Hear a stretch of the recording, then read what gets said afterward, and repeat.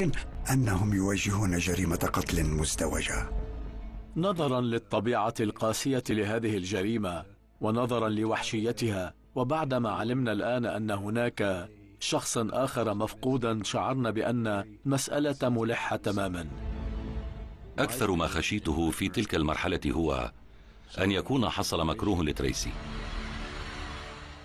وإن كانت اختطفت أو قتلت. اتصلت الشرطة على الفور بأصدقاء تريسي وساندي لمعرفة ما إذا كان أحد ما قد اتصل بهما. اسم واحد بقي ظاهرا، وهو حبيب تريسي السابق جيريمي بيل. عندما ظهر اسم جيريمي بيل، هاتشنسون بلدة صغيرة جدا، بحيث أن الشرطة قد علمت فورا من هو، كما عرفت فورا أنه كان في السجن قبل أسبوع وقد تم إطلاق سراحه. تم اعتبار جيريمي بيل فردا عنيفا، ومن الواضح أن ذلك الشخص أصبح محور تركيز الشرطة. حقيقة أن جيريمي خرج حديثا من السجن تشكل علامة منذرة جدا للمحققين، فاستدعته الشرطة للاستجواب. خلال عملية الاستجواب أخبر جيريمي الشرطة بأنه قد ذهب إلى حديقة كاري ولعب كرة السلة مع صديقه. كان على المحققين معرفة ما إذا كان جيريمي يكذب. اتصلت الشرطة بأصدقاء جيريمي لمعرفة الأمر للتحقق من وجوده في تلك المواقع بالفعل. لدى جيريمي حجة غياب دامغة، وبالتالي استبعدته الشرطة من التحقيق، لكن قبل مغادرته أخبر المحققين بشيء ما. قال إن عليهم أن يحققوا مع حبيب تريسي الحالي بول نيلسون. من المؤكد أنه لم يكن بول يروق له أبدا. كان بول برأيه يدمر حياة تريسي، ولم يكن لديه سوى أشياء سلبية جدا ليقولها عنه. ويبدو أن ملفات بول نيلسون تدعم مزاعمه. لقد عرفنا على الفور أن بول تواجه عدة مرات مع الشرطة من قبل، وكانت لديه سوابق جنائية، وعرفنا أيضا من خلال مناقشات مع أصدقائه أنه كان متورطا في المخدرات أيضا، وهذا أثار المخاوف بالتأكيد. علاقة بول مع تريسي وأمها تثير علامة تحذير أخرى. قبل عام تقريبا من جريمة القتل، حملت تريسي والأب كان بول نيلسون. لم تكن ساندي تريد أن تكون تريسي مع بول. ساندي قالت لتريسي إنها إذا احتفظت بالطفل فستضطر لطردها من المنزل، لذا في تلك المرحلة اتخذت تريسي قرارا بإجراء الإجهاض. لدى الشرطة الآن دافع محتمل: الانتقام. كان بول يكون ضغينة لساندي، وكانت ساندي أيضا تبادله الشعور نفسه. يحتاج المحققون إلى العثور على بول في أسرع وقت.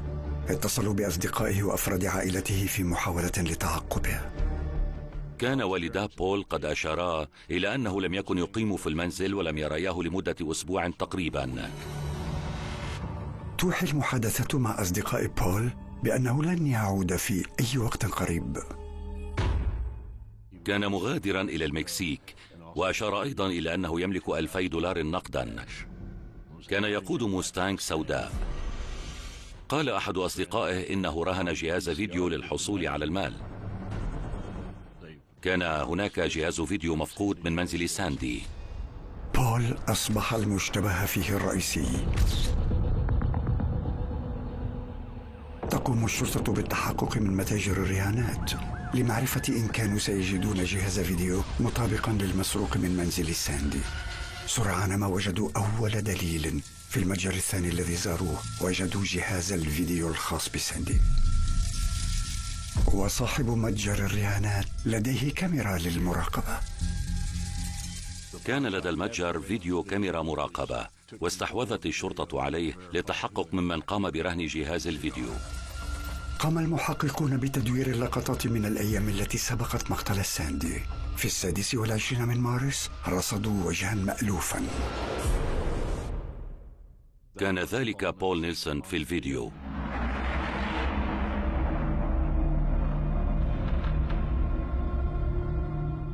أكد المالك أن شابا أتى وحاول رهن جهاز الفيديو، فقال له إنه لن يرهن جهاز الفيديو من دون جهاز التحكم عن بعد. غادر الشاب وعاد بعد وقت قصير مع جهاز التحكم عن بعد، وحينها في تلك المرحلة حصلت عملية الرهن.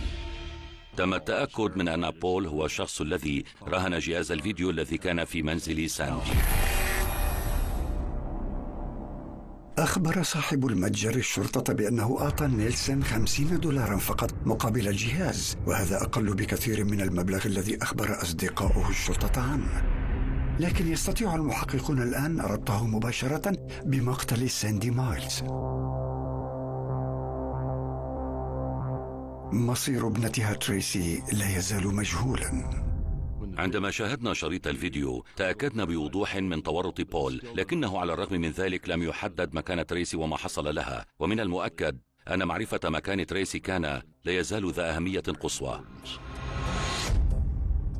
بالعودة إلى مقر الشرطة يحاول المحققون تحديد تحركات ساندي الأخيرة التي تسبق وفاتها. ينظر المحققون في سجلات ساندي المالية، وسرعان ما أحرزوا خرقا. تمكنا من التحقق من أنه تم سحب $2000 من حساب ساندي. كان بول يملك مبلغ $2000، ما أدى إلى زيادة الشبهات حوله. على الشرطة التحقق إذا ما تمكن بول من ولوج حساب ساندي بطريقة ما. أشار ذلك المصرف إلى أن الابنة تريسي مايلز هي من أتت لصرف شيك بقيمة $2000. على الشرطة أن تفكر في احتمال أن تريسي لا تزال حية.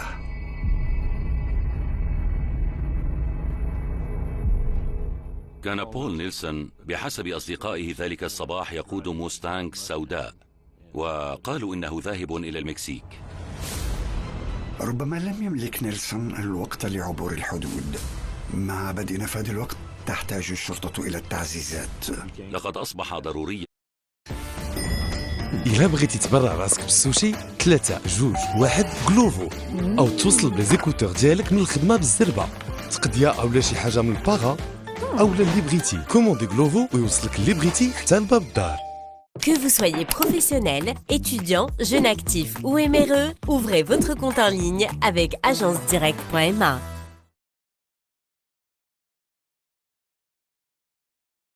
النكهات الحلوة كونوا على موعد مع مطبخ منال العالم، وعشاق الكب كيك حينبسطوا جدا من هذه الوصفة برحلات طهي وتحضير للحلويات.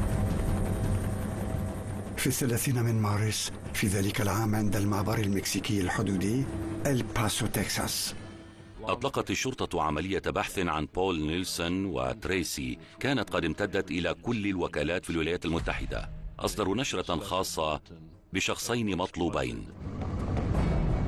أفيد بأن بول يتجه إلى المكسيك في سيارة تريسي. المحققون قلقون من أن يكون قد عبر الحدود بالفعل. يتفقدون مئات الساعات من لقطات كاميرا المراقبة ذات الجودة الرديئة عند نقطة تفتيش الباسو. هذه اللقطات غير المسبوقة تسلط الضوء على ضخامة المهمة. 160,000 شخص يمرون من هذا المعبر كل يوم. ولكن بعد مرور أسبوع تقريبا على اختفاء بول وتريسي يرى المحققون لمحة لسيارة مألوفة الشكل. إنها فورد سوداء، لكنها تعود إلى الولايات المتحدة. أصدر إنذار على الصعيد الوطني بشأن بول وتريسي، لكن يبدو أنه لم يبلغ دورية الحدود في وقت بول وتريسي قد عبرا. حددت الدورية الحدودية أن بول وتريسي لم يملكا تأشيرة تتيح لهما البقاء في المكسيك أو التنقل إلى أي مكان أبعد من بضعة كيلومترات من الحدود. من دون تأشيرة لا يمكنهما البقاء في المكسيك. الكاميرا الأمنية تؤكد عودتهما إلى الولايات المتحدة، لكن ما زال المحققون لا يملكون أدنى فكرة عن مكانهما. في 8 من أبريل تلقوا اتصالا من كانديس كيناو. تلقت توا مكالمة فائتة من صديقتها في المدرسة تريسي مايلز. كانديس كيناو أبلغت الشرطة بذلك وقالت إن تريسي اتصلت بها على هوية المتصل، وهذا هو الرقم الذي اتصلت به. تمكن المحققون من تتبع هذا الرقم إلى فندق في مدينة الباسو. الشرطة المحلية تحركت بسرعة ووجدت بول نيلسون وتريسي مايلز مختبئين معا. تريسي وبول تم اعتقالهما من دون وقوع حوادث. بعد مطاردة امتدت لأكثر من 1000 كيلومتر عبر 4 ولايات، انتهى البحث. تمت إعادة بول وتريسي إلى هاتشنسون كانساس بشكل منفصل. تم استجواب بول أولاً، لكنه لم يعترف سوى بسرقة جهاز الفيديو من منزل ساندي. أخيرا قلت له: حسن يا بول، هل تعتقد أننا قطعنا كل المسافة من هاتشنسون كانساس إلى الباسو تكساس لأتحدث إليك عن جهاز فيديو؟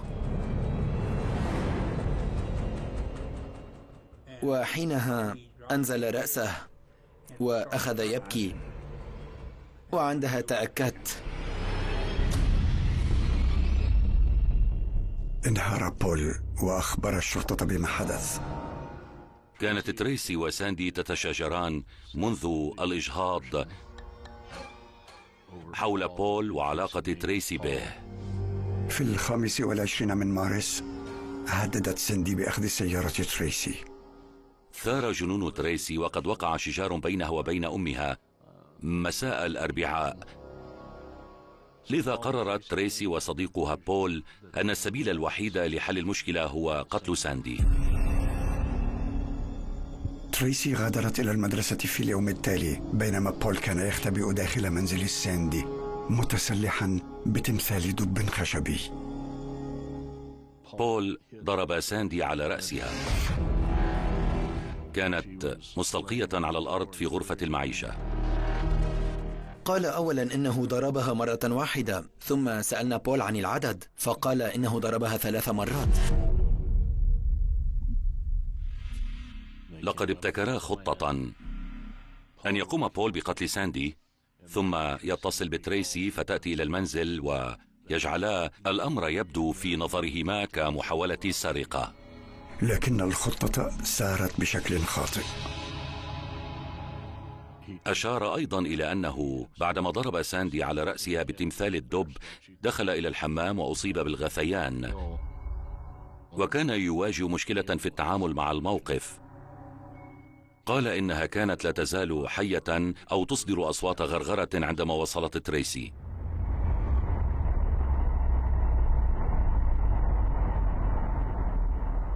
ثم أعلن بول خبرا مدويا، مع أنه أسقط الساندي أرضا، إلا أنه زعم أن تريسي هي القاتلة الفعلية.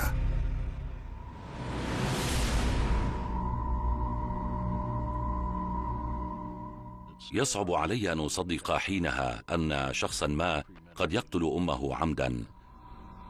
إنه أمر أعجز عن استيعابه. المحققون واجهوا تريسي بما رواه بول. العميل أخبر تريسي بأن بول قال إنها هي القاتلة. في تلك اللحظة ضحكت ضحكة خافتة وقالت: أجل، لقد ذهبت وأحضرت السلك ولففته حول عنق أمي. اعترفت تريسي مايلز بأنها خنقت أمها حتى الموت بسلك الهاتف. تصرفات بول وتريسي بعد القتل لم تترك مجالا للشك بأنها كانت جريمة قتل قاسية بدم بارد. أخذا جهاز الفيديو وعادا إلى المنزل ومشيا حول جثة ساندي. سألوها تحديدا عن سبب حدوث جريمة القتل هذه. قالت إنه في 25 من الشهر وقع شجار كبير جدا بين تريسي وأمها. كانت ساندي ستأخذ سيارة تريسي بسبب المخالفات التي حصلت عليها ولارتفاع ثمن التأمين على السيارة، وكانت تريسي منزعجة جدا من ذلك الأمر، ولم تكن ستدعها تأخذ سيارتها منها. لم تكن تبدو متأثرة، وكأن الأمر حدث وكان عليها القيام به. لم تظهر أي ندم، وتصرفت كما لو أنها غير مهتمة مطلقا، وأنها سعيدة لحصول ذلك. توصلا إلى استنتاج مشترك أن هذا ما يتوجب عليهما القيام به ليكونا قادرين على البقاء معا والحفاظ على السيارة. بعد أسبوعين من الجريمة، تريسي مايلز وبول نيلسون اتهما بجريمة قتل ساندي مايلز. اتهمت تريسي